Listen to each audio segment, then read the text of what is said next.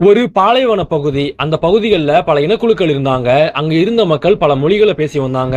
இது மட்டும் இல்லாம அங்க இருந்த மக்கள் பல கடவுள்களை வழிபட்டும் பல கோயில்களையும் கட்டி வந்தாங்க. இப்படி ஒரு கலாச்சாரத்தின் தொட்டிலாகவும் பல இனக்குழுக்கள் வாழ்ந்து வந்த ஒரு இடமாகவும் இருந்த அந்த ஒரு பகுதிதான் அரேபிய தீபகற்பம். இன்றைய காலகட்டத்தில் அரபு நாடுகள் என்றதுமே நமக்கு ஞாபகம் வருவது என்ன அப்படின்னா இஸ்லாம் மதம் மட்டும்தான். அந்த பகுதிகளில் இன்று இஸ்லாம் மதம் மட்டும்தான் முழுக்க முழுக்க பரவி இருக்கிறது. ஆனால் இஸ்லாம் மதம் வருவதற்கு முன்பு அங்கு பல இனக்குழுக்கள் இருந்தாங்க. பல மொழிகள் என்பது பேசப்பட்டது. பல கடவுள் வழிபாடு என்பது அந்த பகுதியில் இருந்தது.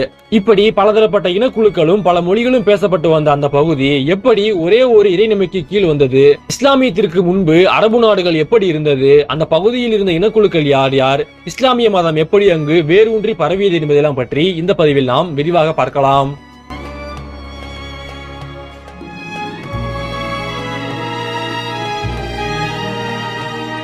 இப்போ நீங்க பார்த்துக்கிட்டு இருக்கிற இந்த ஒரு மேப் தான் 1300 ஆண்டுகளுக்கு முன்பு இருந்த அரபு நாடுகள். 1300 ஆண்டுகளுக்கு முன்பு அரபு நாடுகள் என்பது பல இனக்குழுக்கள் வாழ்ந்த ஒரு பகுதியாகத்தான் இருந்தது. அந்த பகுதிகளில் ஏராளமான இனக்குழுக்கள் வாழ்ந்து வந்தாங்க. 300க்கும் மேற்பட்ட இனக்குழுக்கள் வாழ்ந்த ஒரு பகுதியாகத்தான் இந்த அரேபிய தீபகற்பம் என்பது இருந்தது. இப்படி பலதரப்பட்ட மக்கள் அந்த பகுதியில வாழ்ந்து வந்த சமயத்துல அங்கு பல கலாச்சாரங்களும் இருந்தது. அங்க இருந்த மக்கள் பல கடவுள்களை வழிபட்டாங்க. இஸ்லாம் மதம் அங்க வருவதற்கு முன்பு அங்க இருந்த அரேபியர்கள் பல கடவுள்களை வழிபட்டிருக்காங்க. அவர்களின் இறை வழிபாடு என்பது உருவ வழிபாடாகவும் இருந்தது. இன்றைய காலகட்டத்தில் இஸ்லாமியர்களின் புனிதத்தலமாக சொல்லக்கூடியது எதுனா அப்படின்னா மெக்கா மற்றும் மதினா. இதுல மெக்காவில் இருக்கக்கூடிய ஒரு பகுதி தான் காபா. இந்த காபா பகுதிகளில் 1300 ஆண்டுகளுக்கு முன்பு சிலை வழிபாடு என்பது மிகவும் பரவலாக இருந்தது. அங்க இருந்த பல இனக்குழுக்களுமே அவங்களுடைய சிலையை காபா பகுதிகளை வச்சு அவங்க வருடந்தோறும் விழா எடுத்து கொண்டாடி இருக்காங்க. அன்றைய காலகட்டத்தில் 360க்கும் மேற்பட்ட சிலைகளை மெக்காவில் இருந்த காபா ஆலயத்துக்கு முன்பு வச்சு அங்க இருந்த பழங்குடியின மக்கள் வணங்கி வந்தாங்க. அங்கிருந்த சிலைகளுக்கு திருவிழா என்பதும் கொண்டாடப்பட்டது. அன்றைய காலகட்டத்தில் இந்த மக்காவில் இருந்த மிகவும் முக்கியமான ஒரு இனக்குழு யாரு அப்படின்னா அவங்க குரோஷிகள். இவங்க தான் இந்த பகுதிகளில் பெரும்பான்மையாக வாழ்ந்து வந்தாங்க. மற்ற இனக்குழுக்களுக்கு அனைவருக்குமே இவங்க தலைவர்கள் போல செயல்பட்டாங்க. அந்த பகுதிகளில் ஏதாவது பிரச்சனை ஏற்பட்டால் அங்க இந்த குரோஷிகள் தான் போயிட்டு அந்த பிரச்சனை தீர்த்து வச்சாங்க. இப்படி இந்த மக்கா பகுதிகளில் இஸ்லாமிய மதம் உருவாவதற்கு முன்பு குரோஷி இனத்தவர்கள் தான் அதிகமாக இருந்தாங்க. இந்த குரோஷி இனத்தினுடைய மிகவும் முக்கியமான ஒரு நபர் யாருன்னா அது முகமது நபி அவர்கள். இன்றைய காலகட்டத்தில் இஸ்லாமியர்கள் வழங்கக்கூடிய மிகவும் முக்கியமான ஒரு நபராக இருக்கக்கூடிய இந்த முகமது நபி குரோஷியர் இனத்தை சார்ந்தவங்க. முகமது நபி அவருடைய சிறு வயதிலேயே அவருடைய தாய் தந்தைகளை இழந்து விடுகிறார். அதன் பிறகு அவருடைய சித்தப்பா தான் முகமது நபியை வளர்த்து வராரு. முகமது நபிக்கு 40 வயது ஆன பிறகுதான் அவருக்கு நபி எனப்படும் பட்ட பெருமை கிடைக்கிறது. அதன் பிறகுதான் முகமது நபி அவர்கள் ஓரிரை நம்பிக்கை கொண்டு வராரு. அந்த சமயத்துல அந்த பகுதிகளில் ஏராளமான வழிபாட்டு முறைகளும் ஏராளமான கடவுள்களும் இருந்தன.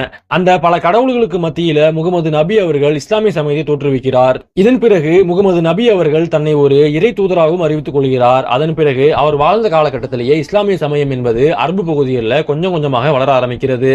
இந்த இஸ்லாமிய சமயம் ஆரம்ப காலகட்டத்தில் வளர்ந்து வந்த சமயத்துல இஸ்லாமியத்திற்கான மிக பெரும் எதிர்ப்புகளுமே அந்த பகுதியில் கிளம்பியது. ஏன் அப்படின்னா இஸ்லாமிய சமயம் முழுக்க முழுக்க உருவ வழிபாட்டுக்கு எதிராக இருந்தது. அவங்க ஒரே ஒரு இறைவனை மட்டும் நம்பி வந்தாங்க. ஆனால் அன்றைய காலகட்டத்தில் இஸ்லாமியத்தை சுற்றி இருந்த அனைத்து இனக்குழுக்களுமே உருவ வழிபாட்டை மேற்கொண்டாங்க. இது மட்டும் இல்லாம அவங்க பல கடவுள்களை வழிபட்டு வந்தாங்க. இதனால இஸ்லாமிய சமயத்திற்கு ஆரம்ப காலகட்டத்தில் ஏராளமான எதிர்ப்புகளுமே வந்தது.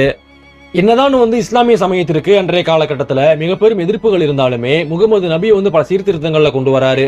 அடிமை முறையை ஒழிக்கிறாரு. அடிமைகள் இருக்கக்கூடாது அப்படின்னு நினைக்கிறாரு. பெண்களுக்கு முக்கியத்துவம் கொடுத்தாரு. இப்படி முகமது நபி அவர்கள் பல சீர்திருத்தங்களை கொண்டு வராரு. இதனால முகமது நபி அவருடைய பெயர் என்பது அரபு தேசங்கள் முழுவதும் பரவுகிறது. இதன் காரணமாக பல மக்களுமே குறிப்பாக கீழிடத்தில் இருந்த பல மக்களுமே இஸ்லாமிய சமயத்தை ஏற்றுக்கொண்டு இஸ்லாமிய மதத்திற்கு மதம் மாறுறாங்க. இப்படி அன்றைய காலகட்டத்தில் இஸ்லாமிய சமயம் அரபு நாடுகளில் கொஞ்சம் கொஞ்சமாக பரவி கொண்டிருந்த சமயத்துல இஸ்லாமியத்துக்கு எதிராக பல போர்களுமே நடந்தது. இன்னும் சொல்லணும் அப்படின்னா இஸ்லாமிய மதம் தங்களுடைய பழக்க வழக்கங்களையும் கலாச்சாரத்தையும் அளிப்பதாக அங்கு இருந்த பல பழங்குடியின மக்கள் நம்பினாங்க. இதன் காரணமாக இஸ்லாமிய சமூகத்துக்கு எதிராக பல போர்களுமே நடந்தது. குறிப்பா சொல்லணும் அப்படின்னா நபிகள் வாழ்ந்த காலகட்டத்திலேயே நபிகள் இஸ்லாம் சமயத்தை பரப்புவதற்காகவே பல போர்களையும் பண்ணியிருக்காரு. முகமது நபி அவர்கள் மதீனாவில் இருந்த சமயத்துல மக்காவில் மிக பெரும் போராட்டம் என்பது வெடித்தது. மக்காவில் இருந்த குரோஷி இன மக்கள் இஸ்லாமிய சமயத்துக்கு எதிராக போர்க்கொடி தூக்குனாங்க. இதன் விளைவாக அன்றைய காலகட்டத்துல நபிகள் நாயகம் குரோஷியர்களுக்கு எதிராக போர் பண்ணாரு. அந்த போர்ல நபிகள் நாயகத்துக்கு வெற்றி கிடைத்தது. அடுத்ததாக 624ஆம் ஆண்டு இரண்டாவதாக பத்ரு எனப்படும் ஒரு போரும் நடந்தது. இந்த போர்லயுமே குரோஷியர்கள் தான் பங்கு கொண்டாங்க. குரோஷியர்கள் இஸ்லாமிய சமயத்தை ஏற்றுக்கொள்ளாம அவங்களுக்கு எதிராக போர் கொடி தூக்குனாங்க. மீண்டும் ஒரு போர் நடந்தது. நடந்த அந்த போர்லயுமே நபிகள் தான் வெற்றி அடைஞ்சாரு. நபிகள் இப்படி தொடர்ந்து பல போர்களை வெற்றி அடைஞ்ச காரணத்தினால இறைவன் நபிகள் பக்கம் தான் இருக்காங்க அப்படின்னு சொல்லிட்டே பல பேர் இஸ்லாமிய சமயத்தை ஏற்றுக்கொண்டாங்க. இஸ்லாமிய சமயம் வளர்ந்து வந்த காலகட்டத்துல அங்க இருந்த பல கலாச்சாரங்களும் பல மதங்கள் என்பதும் அழிக்கப்பட்டது. அங்க இருந்த ஏராளமான அடையாளங்கள் அளிக்கப்பட்டது. உருவ வழிபாட்டு சிலைகள் அனைத்துமே உடைத்தெறியப்பட்டது. இஸ்லாமிய சமயத்தினுடைய மிக முக்கியமான கொள்கை என்பது அது உருவ வழிபாட்டுக்கான எதிரான கொள்கை தான். இஸ்லாமிய சமயத்தை பொறுத்தவரை கடவுளுக்கு உருவம் இல்லை அப்படிதான் நினைப்பாங்க. இதனால இஸ்லாமிய மார்க்கம் உருவ வழிபாட்டை மிக தீவிரமாக எதிர்த்தது. இதன் காரணமாக எந்தெந்த பழங்குடியின மக்கள்லாம் உருவ வழிபாட்டை மேற்கொள்றாங்களோ அந்த இடத்தெல்லாம் இஸ்லாமிய படை சென்று அந்த மக்களையும் அந்த வழிபாட்டு தலங்களையும் தாக்கி அளித்தது. இஸ்லாமிய மதம் அரபு தேசம் முழுவதும் பரவ தொடங்கியது. இஸ்லாமிய மார்க்கத்தின் கட்டுக்கடங்காத வளர்ச்சியால் அரபு தேசங்களில் ஏற்பட்ட மிக பெரும் மாற்றம் என்ன அப்படின்னா, இஸ்லாமிய மதம் வருவதற்கு முன்பு அந்த பகுதிகளில் பல பழங்குடியின மக்களும் பல கடல்களும் இருந்தாங்க. ஆனால் இஸ்லாம் மதம் வளர்ந்த பிறகு பல பழங்குடியின மக்கள் அனைவரும் ஒன்றாக சேர்ந்து இஸ்லாம் எனப்படும் ஒரு மதத்துக்கு கீழே வந்தாங்க. அங்க இருந்த உருவ வழிபாடுகள் முற்றுமே அளிக்கப்பட்டது. இஸ்லாமிய மதம் அரபு நாடுகளில் வருவதற்கு முன்பு அந்த பகுதிகளில் ஏராளமான ஏற்றத்தாழ்வுகளுமே இருந்தது. அடிமை முறை இருந்தது. கருப்பினத்தவர்களை பார்த்தாலே அவங்கள ஓட ஓட வெட்டடிப்பாங்க. ஆனால் இஸ்லாமிய சமயம் அங்கு பரவியும் பொழுது அங்கு அனைவருமே சமமாக நடத்தப்பட்டாங்க.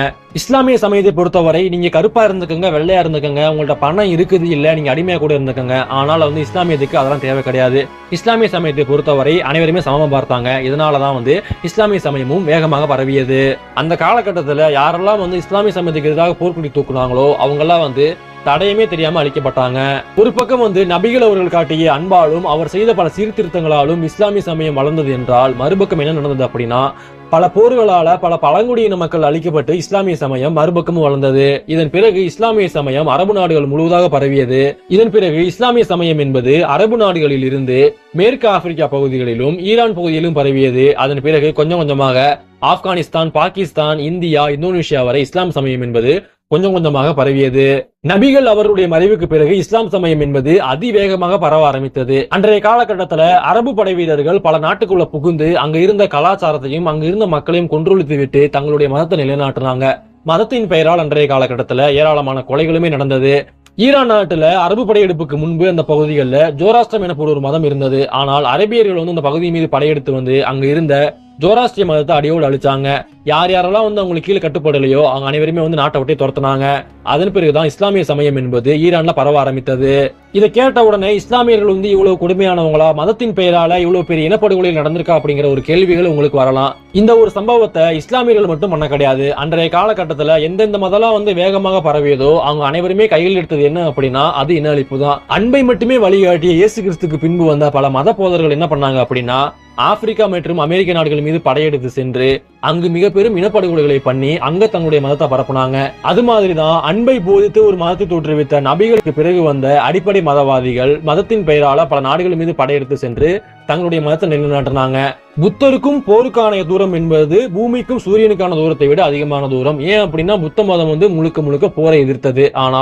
ஆனால் அந்த புத்த மதத்தை பின்பற்றினவங்க தான் நம்முடைய பக்கத்து நாட்டுல நம்முடைய மக்களை கொத்து கொத்தாக கொன்று குவிச்சாங்க. அனைத்து மதத்தை சார்ந்த கடவுள்களும் அன்பையும் அமைதியும் தான் போதிச்சாங்க. ஆனால் அந்த மதத்தின் பெயரால் அந்த மதத்தை பின்பற்றினவங்க செய்த அட்டூழியங்களை வரலாறு என்றுமே மறக்காது. இந்த வீடியோ உங்களுக்கு பிடிச்சிருந்தா லைக் பண்ணுங்க, ஷேர் பண்ணுங்க. உங்களுக்கு அடுத்து எந்த மாதிரி வீடியோ வேணுங்கிறத மறக்காம கமெண்ட் பண்ணுங்க. மேலும் இது போன்று பல பதிவுகளுக்கு நம்முடைய சேனலை சப்ஸ்கிரைப் பண்ணிக்கங்க. நன்றி.